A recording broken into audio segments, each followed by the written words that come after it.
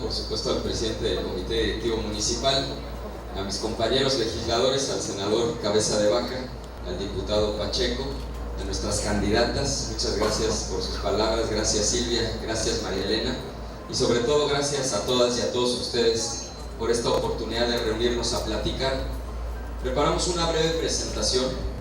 Queremos darles 4 razones por las cuales creemos que es muy importante, como ya dijo María Elena, primero salir a votar el 7 de junio, pero segundo salir a votar por las candidatas del Partido Acción Nacional, salir a votar por Silvia y por María Elena. Son 4 temas que nos parecen fundamentales, que están en juego en esta elección en concreto del próximo 7 de junio. Primer tema es el tema de la deuda pública. Me voy a estar apoyando en esta pantalla de acá.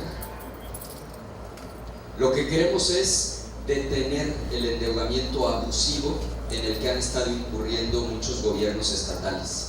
Lo que está pasando en Tamaulipas ya es preocupante. Solo en este sexenio la deuda ha crecido casi 800%.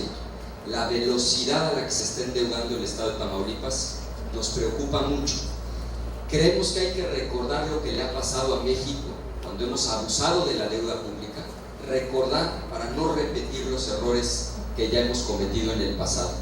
Ustedes conocen esta historia, sexenio tras sexenio, desde 1970 hasta el año 2000, invariablemente se abusaba de la deuda pública, inestabilidad financiera, crisis económica, devaluación, el dólar por los cielos, después venía la inflación, inflaciones de hasta el 100% anual y una crisis económica que terminaba en terrible desempleo.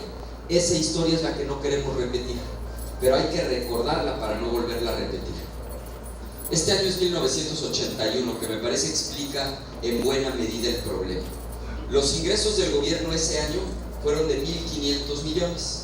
Uno pensaría, cuando el gobierno tiene ingresos por 1.500, pues gasta esos mismos 1.500. El problema es que estos señores con ingresos de 1.500 gastaban nada más el doble, 3.000 millones de pesos. ¿Y de dónde sale la diferencia? ¿Cómo le puede hacer un gobierno para tener ingresos por 1.500 y gastar el doble? Pues endeudándose. Primero, deuda externa. La deuda externa se triplicó. Solamente en ese año, no en el sexenio, en ese año se triplicó la deuda externa. Y segundo, se duplicó el circulante. ¿Recuerdan ustedes lo que hacían los gobiernos priistas de la época?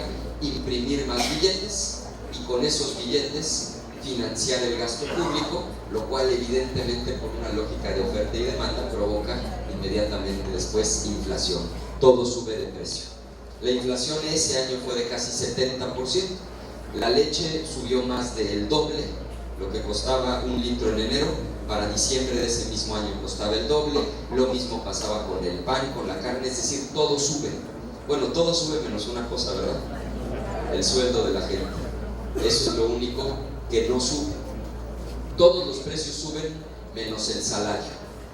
Cuando todo sube menos el salario, la gente seguirá comprando al mismo ritmo al que venía comprando antes, o la gente bajará su nivel de consumo.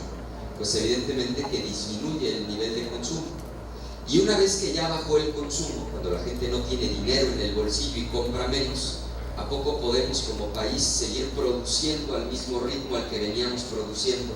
Refrigeradores, lavadoras, licuadoras, vehículos, pues evidentemente que no. Cuando se desplome el consumo, también hay que bajar la producción. Y para bajar la producción, pues lamentablemente a muchísima gente se le da las gracias en su empleo. Y ustedes recuerdan los problemas gravísimos de desempleo que vienen después. Es un círculo vicioso donde un problema original, que es el abuso de la deuda pública, gastar más de lo que debe gastar el gobierno, va primero provocando un problema de inflación para garantizar ese gasto. Después de la inflación viene la baja del consumo, después de la baja del consumo viene la baja de la producción y finalmente el desempleo. Crisis económica, devaluación, todos conocemos esa historia, ¿verdad? Ahora, los del PRI nos dicen que eso pasó en 1981, que ya hace muchísimo de 1981, que no tiene caso poner esos ejemplos. Bueno, les trajimos uno que es muy reciente. Este ejemplo es 30 años después, 2011, ya no hace tanto tiempo. 2011 este señor era gobernador de Coahuila, Humberto Moreira.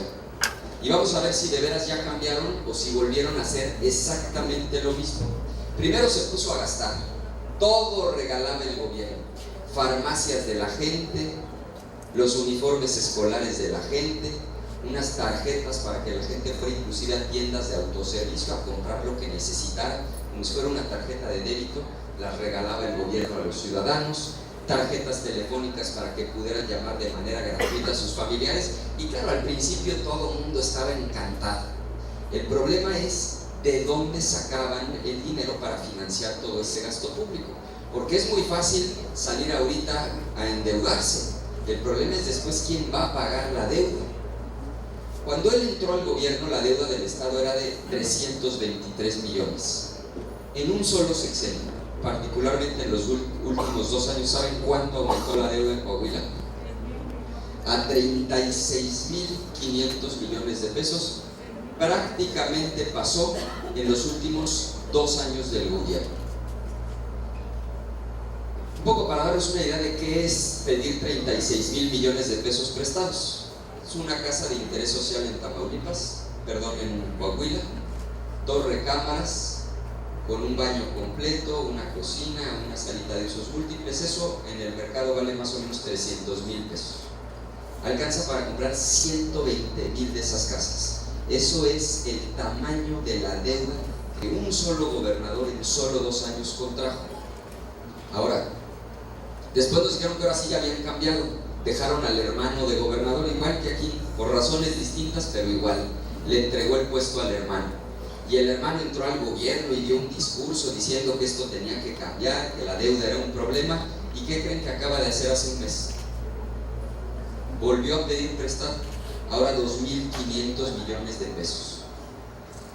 Y lo que está pasando en Tamaulipas nos preocupa mucho, porque cuando este gobernador entró, la deuda en Tamaulipas era muy pequeña y ahora es una deuda que ya rebasa los 10,000 millones de pesos. O sea, la deuda en el estado de Tamaulipas ha crecido más o menos 700% solo en este sexenio. Pareciera que es la forma en la que gobiernen, parece que es el sello de la casa. Ahí está el ejemplo en tiempos de López Portillo, 30 años después Moreira, el hermano de Moreira, el gobernador de ustedes. Toda la deuda de estados y municipios de México juntos en 2008 era de 200,000 millones de pesos. Ahorita ya rebasa los 500,000 millones de pesos. Se está volviendo un problema serio. Y miren ustedes, sin excepción, todos los estados más endeudados en México están gobernados por el PRI. No hay excepción. El campeón es Coahuila, después Chihuahua, Quintana Roo, Nuevo León, Veracruz, Nayarit, y ahí atrásito viene Tamaulipas. En estos casos la deuda representa el 200, el 100% de sus participaciones federales. Es una deuda que ya no es manejable. Las finanzas están comprometidas en estos estados para los próximos 30 años y para allá va lamentablemente el estado de Tamaulipas con este crecimiento de 700% de la deuda. Y miren, lo más grave es qué hacen con ese dinero. Piensen en su negocio o en su casa. Si ustedes se endeudan 30 años para comprar una casa en la que van a vivir los próximos 40 años, pues hace sentido, ¿verdad? Lo que no haría sentido es que ustedes vayan al banco, pidan prestado, se endroguen por los próximos 30 años para irse de vacaciones una semana. Eso no haría sentido. Pues eso hacen los gobiernos. Este es un dato del INEGI. 70% del dinero lo están usando para gasto corriente. Es decir, 30 años vamos a seguir pagando cosas que ya ni siquiera están ahí. No es para una carretera que va a durar los próximos 30 años, es para gasto corriente. ¿Qué hicimos como reforma propuesta del Partido Acción Nacional? Aquí está el senador Cabeza de Vaca y el diputado Pacheco, que fueron clave en esta reforma constitucional. Un cambio para ponerle un alto a los gobernadores en los estados que están literalmente abusando de la contratación de la deuda pública y poniendo en peligro la estabilidad económica del país. El cambio más importante que promovimos, particularmente el senador Cabeza de Vaca, el diputado Pacheco y yo, fue que ahora va a requerir el voto de las 2/3 partes de los congresos locales. Que ya no pueda un gobernador solo con su partido endeudar al estado de esa manera. va a requerir el voto de muchas fuerzas políticas para que haya un verdadero contrapeso, y solo cuando verdaderamente se justifique se contrate deuda pública. Segundo, un registro público único, que todos los ciudadanos puedan saber exactamente cuánto debe su gobierno y que la cifra sea pública. Prohibir de manera expresa usar la deuda para gasto corriente, que solamente se puede utilizar para inversiones públicas que sean productivas o para refinanciamiento de la propia deuda. La buena noticia es que logramos con el senador Cabeza de Vaca y el diputado Pacheco esta reforma constitucional. La mala noticia es que todavía no hay leyes secundarias. Por eso necesitamos a Silvia y a María Elena en la Cámara de Diputados. Se los digo con claridad, esta reforma no le encanta al PRI. Si por ellos fuera, ya no sacarían las leyes secundarias. ¿Por qué? Porque son los que más endeudan a los estados, particularmente al final de los sexenios, que con recurso público hacen obras al final, reparten despensas, regalan medicinas, uniformes, la gente anda más o menos contenta, vuelven a votar por ellos y luego ven cómo resuelven el problema. Esa dinámica el PRI tiende a repetirla mucho. Pues si queremos que haya leyes secundarias para esta reforma que pone un alto a la deuda pública, hay que votar por María Elena y por Silvia. Se los digo con franqueza, ellas son el camino, junto con muchas otras y muchos otros legisladores del PAN, para culminar esta reforma.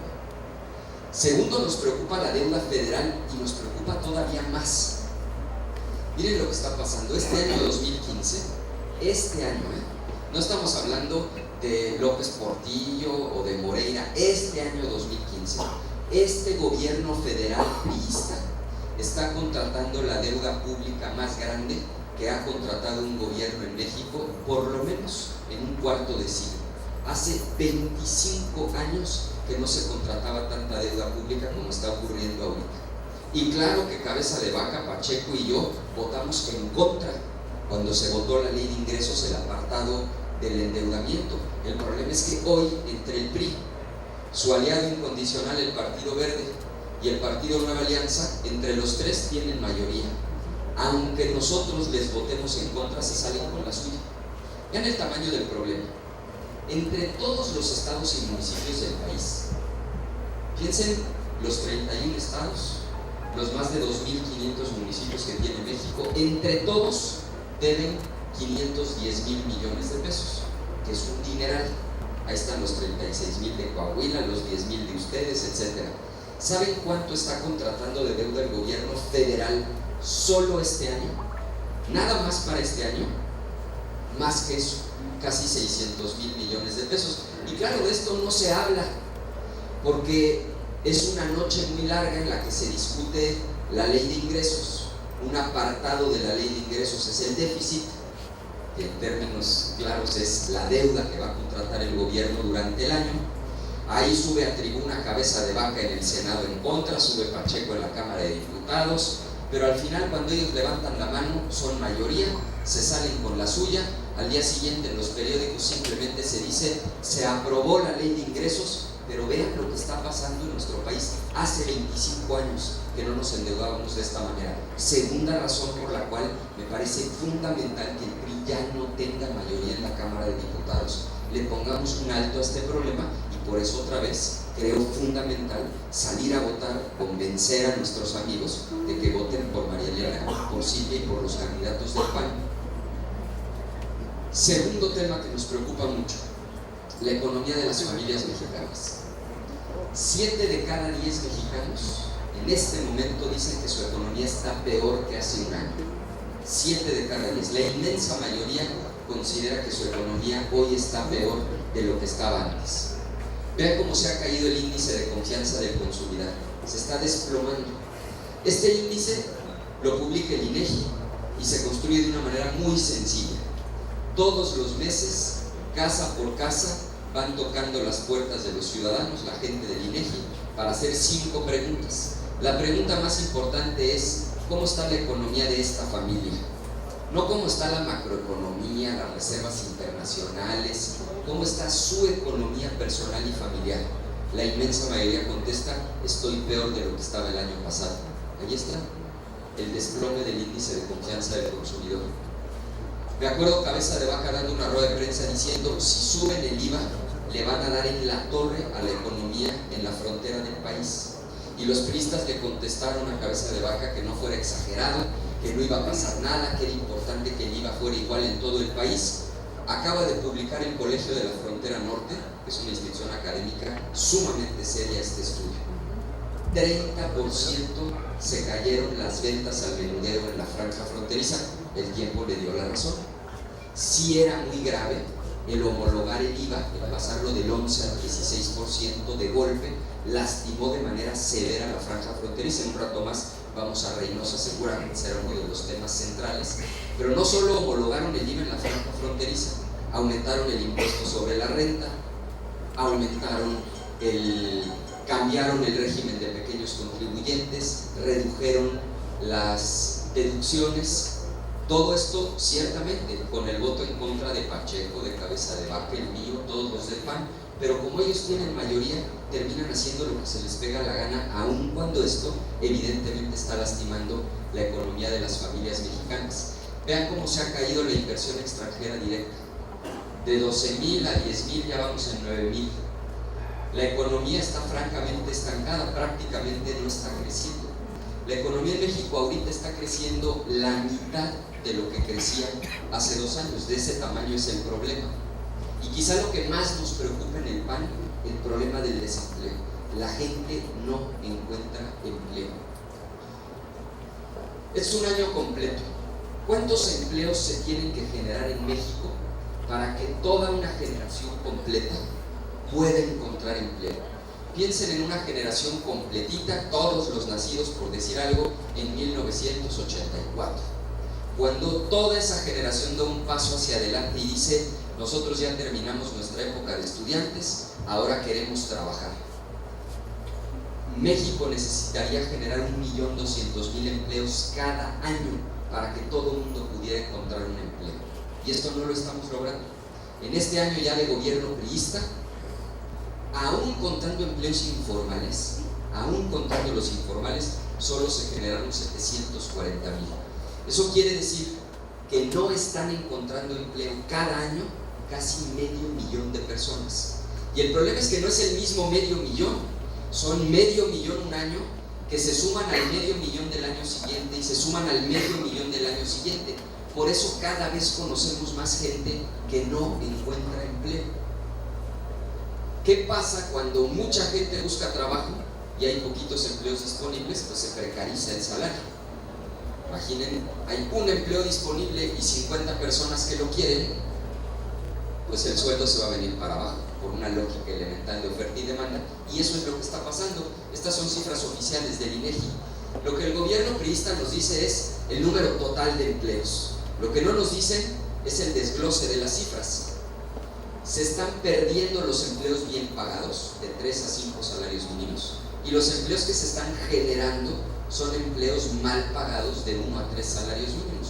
Por eso la gente no tiene dinero en la bolsa. Por eso el que tiene un negocio, lo que ha visto es que sus ventas cada vez están peor, se está desplomando el consumo. Porque si la gente no tiene dinero para gastar, entonces tampoco hay dinero para consumir. Dicho de otra manera, 1,200,000 jóvenes buscando trabajo y no hay capital suficiente. Es decir, ¿cómo se genera un empleo? La única manera que existe para generar un empleo es con inversión productiva. Cuando alguien de ustedes que es empresario decide sacar un peso de su bolsa e invertirlo, porque va a ampliar la tienda, porque va a poner un nuevo negocio, porque se va a instalar una planta, porque se va a poner un call center, un despacho, la única manera de que se genere un empleo es que alguien decida invertir su dinero. Puede ser un mexicano que tiene su dinero y decide invertirlo en el país, puede ser una transnacional que decide traer su dinero a México, pero al final la única manera de generar empleos es con inversión productiva. El problema es que al no haber capital suficiente, todos los que no encuentran empleo o se contratan como pueden, o muchísimos jóvenes cada vez más ni estudian ni trabajan. Muchos de ellos son presa fácil para la delincuencia organizada, un problema que cada vez es más grave y particularmente aquí en el estado de Tamaulipas. Ahora, ¿cuál es la solución? La inversión. La única manera de que se generen empleos es que haya inversión. Y aquí hago un paréntesis. El problema en Tamaulipas es serio, porque mientras no se resuelve el problema de la seguridad, no va a haber inversión. Claro que podemos ir a la Cámara de Diputados, le vamos a ganar al PRI el próximo 7 de junio para que pierdan la mayoría, para que podamos dar marcha atrás a la reforma fiscal, pero mientras no se resuelve el problema de la seguridad, la gente no va a querer invertir su dinero. Y sin inversión productiva no hay generación de empleos. ¿Qué se necesita para que haya inversión productiva? Reformas. Por eso sacamos adelante estas reformas. Y quiero subrayar una en particular, la reforma energética. Esta reforma no hubiera sido posible sin el trabajo del senador Cabeza de Vaca y del diputado Pacheco, y lo digo con toda claridad. Es una reforma muy buena para el estado de Tamaulipas, que puede generar una enorme inversión productiva, generación de empleos, prosperidad, sí, siempre y cuando se resuelva el problema de la seguridad. Mientras no se resuelve el problema de la seguridad, por mucha reforma energética que haya, su implementación va a ser terriblemente compleja. Y el segundo problema, íbamos muy bien con estas reformas hasta que el PRI tuvo la idea absolutamente desafortunada de proponer una reforma fiscal, de aumentar los impuestos, aumentar el IVA, el impuesto sobre la renta, reducir las deducciones, y ahí está la consecuencia. Hoy la economía no crece ni siquiera la mitad de lo que crecía antes de la reforma fiscal. ¿Qué hemos propuesto? Y es un compromiso del Partido Acción Nacional, compromiso de los que estamos aquí, particularmente compromiso de Silvia, de María Elena. Ganando la elección, lo primero que vamos a hacer es dar marcha atrás a esa reforma fiscal. Bajar el IVA en la franja fronteriza, eliminar el IVA al transporte, aumentar deducciones, bajar el impuesto sobre la renta, recuperar el régimen de pequeños contribuyentes, simple y sencillamente como estábamos antes, cuando el país crecía el doble de lo que está creciendo ahora. Para que la economía vuelva a crecer, entonces tenemos que ganar en la Cámara de Diputados. Necesitamos llevar a Silvia y a María Elena al Congreso de la Unión para que, junto con el senador Cabeza de Vaca, que no sé si todavía le queden 3 años, a lo mejor ya no, pero por lo menos el primer año ahí va a andar, y en ese primer año él y ellas se van a encargar de dar marcha atrás a esta reforma fiscal. Tercera razón, el tema de la corrupción. Bien, aquí tenemos una diferencia de fondo con los priistas. Los priistas dicen que la corrupción es un problema cultural. A nosotros no nos gusta esa explicación, y si eso fuera cierto, no nos queda más que resignarnos. O sea, si los mexicanos somos culturalmente corruptos, pues entonces vamos a seguir siendo corruptos las décadas por venir. Ahora, si eso fuera cierto, yo me pregunto por qué hasta el mexicano más corrupto, vamos a pensar, permítanme el ejemplo de un priista que vive en la zona fronteriza, ¿por qué cuando cruzan Estados Unidos se comportan de otra manera? ¿O por qué el que va a exceso de velocidad en la parte de abajo del periférico, cuando sube al segundo piso, es donde hay unas camaritas que si vas a exceso de velocidad toman la foto a la placa y mandan la multa al domicilio, porque ahí ya nadie va a exceso de velocidad? ¿A poco nos cambia la cultura cuando cruzamos la frontera a Estados Unidos? ¿A poco nos cambia la cultura cuando subimos al segundo piso del periférico? No, el problema es la impunidad. El problema es que mientras la regla general sea que el corrupto se sale con la suya, los corruptos van a seguir cometiendo actos de corrupción. Cuando sabemos que va a haber sanciones y consecuencias, ahí sí le medimos y nos comportamos. Miren, la humanidad hizo 2 experimentos. La humanidad hizo 2 experimentos en el siglo XX que me parece nos dan la razón. Déjenme concentrarme en uno. Corea. Corea hasta 1948 era un solo país. Toda la península era la misma nación.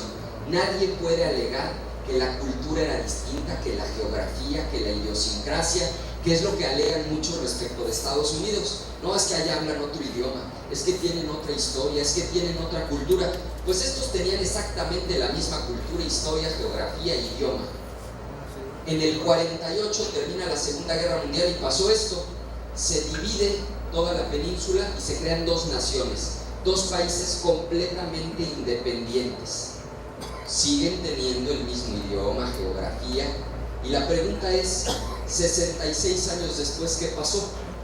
Porque si los países estamos ya condenados, si nuestro problema es que aquí se habla español y no inglés, si nuestro problema es que a nosotros nos conquistaron los españoles y no los ingleses, si nuestro problema es de cultura, de idiosincrasia, pues entonces, 66 años después, Corea del Norte y Corea del Sur tendrían un nivel de desarrollo similar. ¿Están de acuerdo?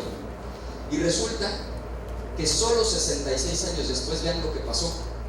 Hoy un coreano en el sur, este país independiente, en promedio gana 20 veces más que un coreano en el norte.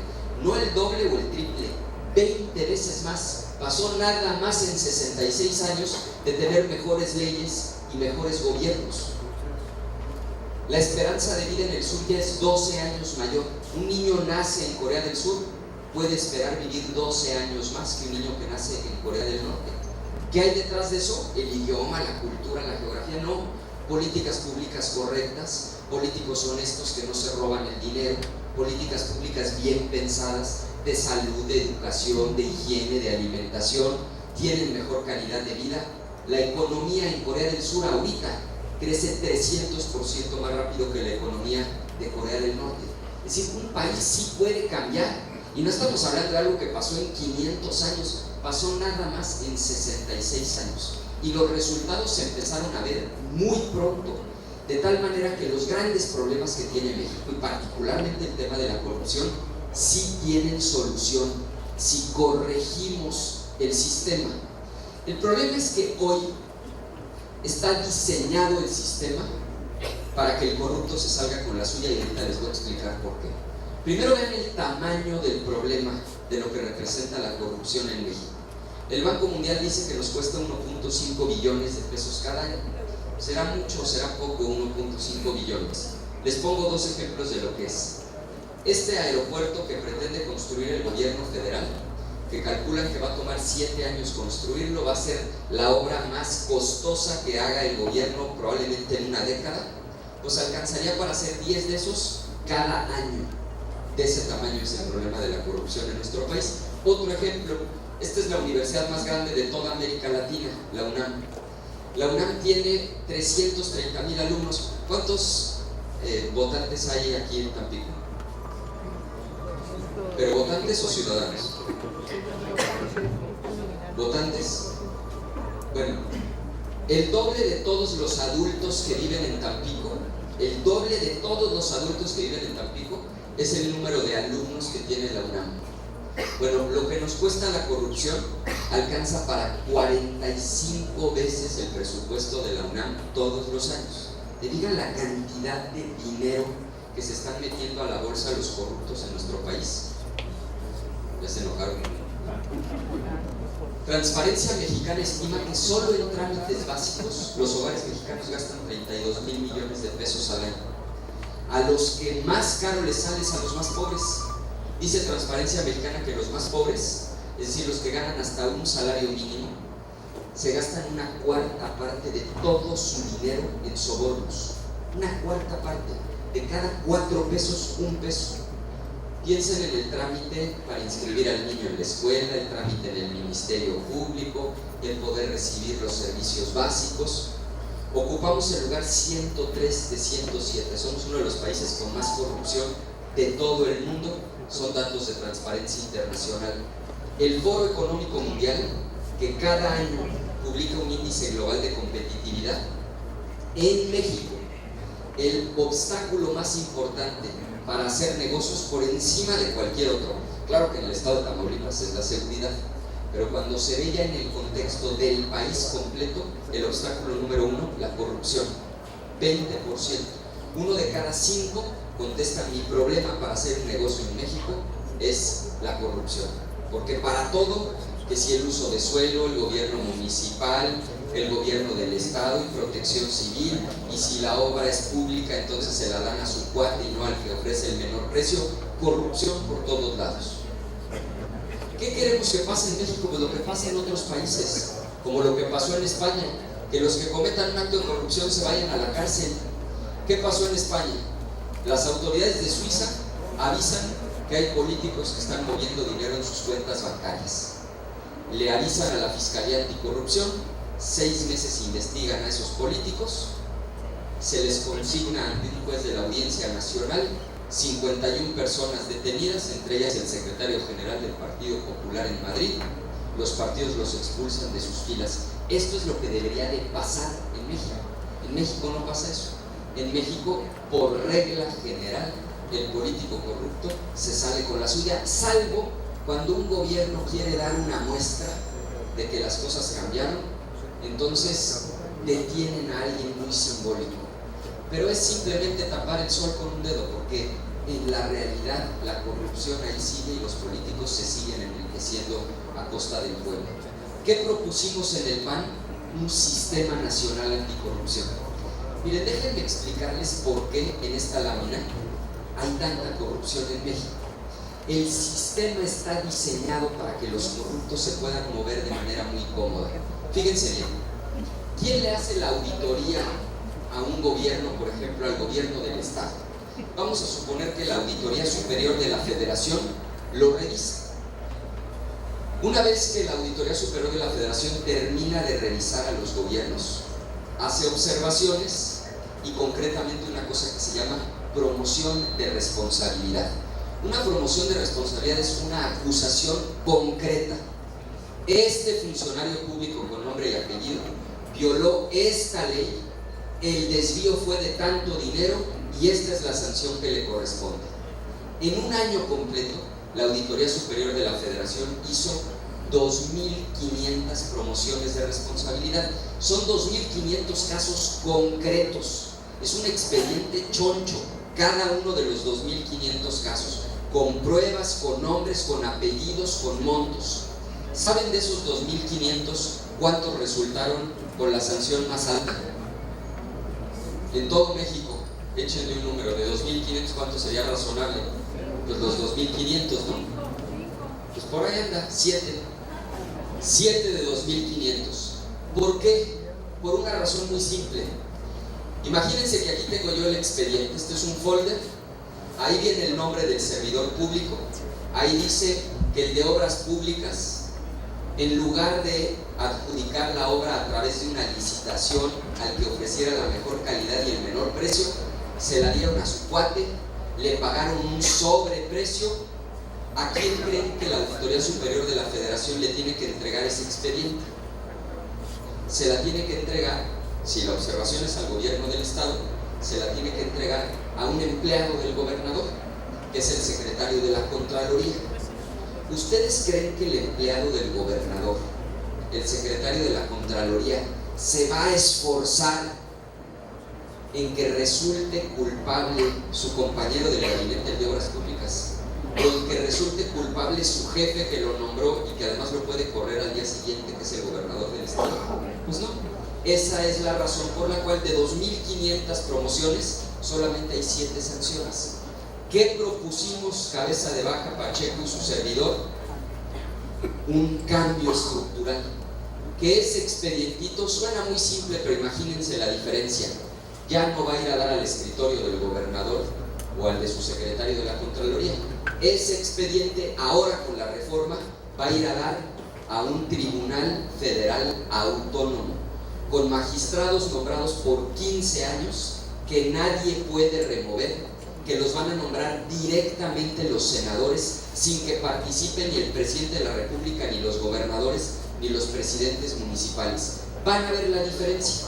Van a ver que ahora, de 2.500 promociones de responsabilidad, pues a lo mejor va a haber 2.400 sancionados. Y cuando el político mexicano se dé cuenta de que aquí el que viola la norma lo sancionan, van a ver que rápido cambia la cultura. Y de un día para otro, la gente se va a empezar a comportar de otra manera. Primer cambio. Y segundo cambio, se creó una fiscalía especializada para la materia penal. El que cometa un delito relacionado con hecho de corrupción, va a haber una fiscalía especializada. Al fiscal, otra vez, están a punto de nombrarlo los senadores, que bueno que está aquí el senador Cabeza de Vaca. Esta es probablemente la decisión más importante que van a tomar los senadores a partir de septiembre, porque ese que sea el fiscal va a tener la fuerza para iniciar una investigación contra cualquier servidor público en el país y entregar la denuncia ante el Poder Judicial de la Federación. ¿Cuál es el problema actual? El mismo. ¿Cómo funciona hoy? El Procurador General de la República es un empleado ¿de quién? Del Presidente de la República. Y entonces, ¿ustedes creen que cuando uno va a la Procuraduría y presenta una denuncia, se esfuerzan? Pues no, porque lo que dicen es: esto va a meter inestabilidad política. Jamás, prácticamente nunca procede. Con esta Fiscalía Especial no va a haber pretextos, porque no se va a dedicar a otra cosa más que a combatir corrupción, de tal manera que este nombramiento que van a ser los senadores, el senador Cabeza de Vaca y las demás senadoras y senadores del país, es un nombramiento clave, importantísimo, que puede verdaderamente significar un antes y un después en el combate a la corrupción en nuestro país. La buena noticia es que esta iniciativa la presentamos los panistas y salió adelante. También lo digo con toda franqueza: justo después de que presentamos la iniciativa, vino el escandalazo de la Casa Blanca. ¿Sí oyeron hablar de ese cuento, no? Bueno, pues al PRI ya no le quedó de otra más que apoyar nuestra iniciativa. Ya no tenían pretextos, era tal el problema que había en el país que la apoyaron. La buena noticia es que la logramos sacar adelante. Es una iniciativa del PAN. ¿Cuál es el pendiente, el reto para María Elena y para Silvia? Que falta la ley secundaria. Entonces, ¿qué tenemos que hacer el 7 de junio? Votar por ellas, por diputadas y diputados del PAN, para que podamos hacer esa ley secundaria. Quiero ser muy franco: los priistas no tienen mucho interés en que salga esto. Entonces, si nos ganan la elección del 7 de junio, claro que van a hacer lo que puedan para que el asunto se vaya despacito. Otra razón más por qué creo que hay que votar por ellas. Y la última, una razón breve: el precio de la gasolina.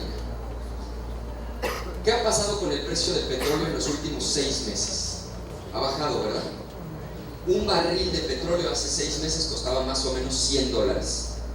Hoy vale más o menos $50. Es decir, el barril de petróleo hoy vale la mitad de lo que valía hace prácticamente 6 meses. ¿Qué creen que está pasando en el resto del mundo? Cuando baje el petróleo, ¿subirá o bajará la gasolina? Pues baja, ¿no? Si la gasolina se hace con petróleo y el petróleo vale la mitad, lo lógico es que baje la gasolina. Y no me voy muy lejos, me voy a nuestras fronteras. En Estados Unidos ha bajado en los últimos 3 meses 20% en promedio la gasolina. Vámonos al sur, a Guatemala. En los últimos 3 meses ha bajado 20%. Otros países de América Latina, Costa Rica, Panamá, ha bajado más o menos 30% la gasolina. ¿Y en México cuánto ha bajado? No, en México ha subido la gasolina. Pero miren, hay algo todavía más grave que se ha explicado poco. Producimos mucho petróleo en México, ¿verdad? Pero no tenemos suficientes refinerías. Es decir, no tenemos la capacidad en México de convertir nuestro propio petróleo en gasolina. La mitad de nuestro petróleo se va a Estados Unidos. Y de Estados Unidos compramos la mitad de toda la gasolina que se vende en nuestro país. La mitad de toda la gasolina que ustedes le ponen a su coche es gasolina comprada por el gobierno mexicano en Estados Unidos. ¿A cómo está comprando 1 litro el gobierno mexicano esa gasolina allá en Estados Unidos? Porque allá sí bajó. El litro, el gobierno mexicano lo está yendo a comprar a 8 pesos. 1 litro de gasolina lo compra en Estados Unidos el gobierno mexicano a 8 pesos. Pues lo lógico es que el gobierno no haga negocio con sus propios ciudadanos, ¿verdad? Pues si lo compran a 8 pesos, que lo vendan aquí a 8 pesos. ¿A cómo nos lo venden? Casi a 14 pesos. El mismo litro lo compran a 8, lo venden aquí casi a 14 pesos.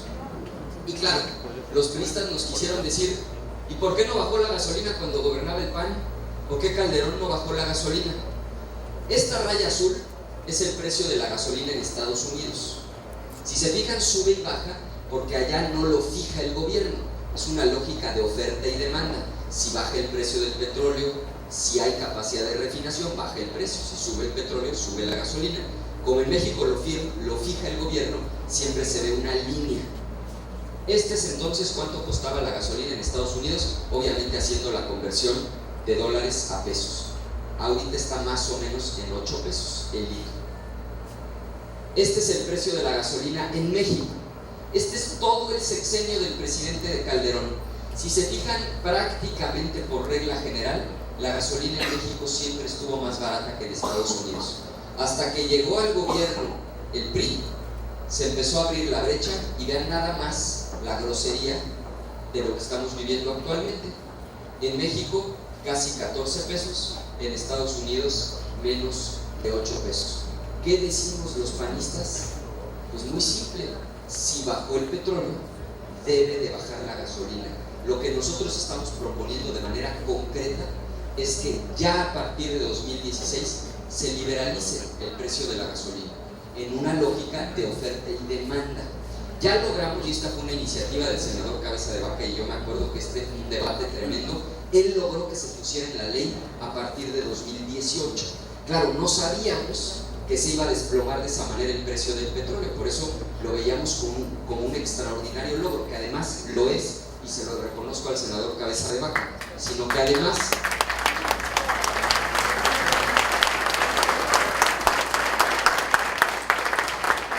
ahora la lucha es que no tengamos que esperar a 2018, que ya desde ahora el precio de la gasolina se rija por una lógica de oferta y demanda, porque además se prevé que el petróleo va a estar en precios bastante bajos durante los próximos años.